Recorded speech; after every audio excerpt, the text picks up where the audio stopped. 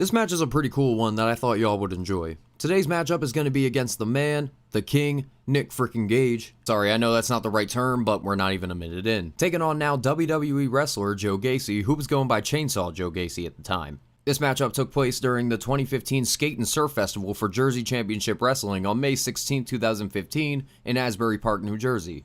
Before we begin, I just wanted to mention some of the cool bands that were featured on the card this year, such as Terror, 4 Years Strong, Attila, Motionless in White, Story So Far, Wonder Years, and Dropkick Murphys on day one. And then Aaron West, Modern Baseball, The Front Bottoms, Manchester Orchestra, and the Gaslight Anthem on day two. With my music nerd stuff aside, let's get to this Falls Count Anywhere encounter. We open up and we see both of our men making their entrances, and then we flash immediately into the ring where Gage takes a shot at Gacy, and then he starts giving Joe the business. Nick disposes of Gacy to the floor and then starts whooping his ass on the chairs, and then gives him a toss. And good lord, that chair disappeared. By the way, shout out to my home state with that flag. But Gage starts following Gacy into the festival because Motionless is about to go on at 5:45 and we don't want to miss the story so far either. Nick Gage tosses Gacy into some more chairs and then slams his face onto another chair. And then he daps up a random fan who does not want to move.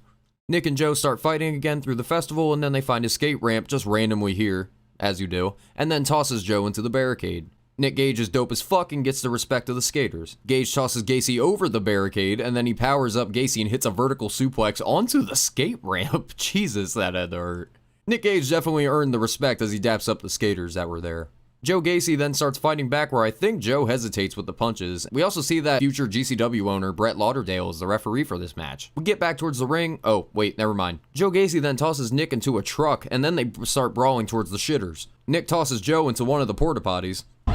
I hope that's not occupied. I hate to be the person dropping a deuce in there right now. You know what? I wouldn't want to be that guy either. Nick then throws Joe's face first into the truck again, and then Gage goes for the pinfall, but Joe kicks out at two. Nick has had enough of this shit, literally, and then he makes Gacy have enough of his shit, and then puts his head into the toilet. Gage then slams the potty shut, where then Joe Gacy eventually comes out of the porta potty and attacks Nick from behind.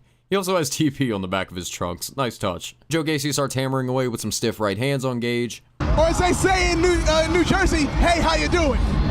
Fair enough.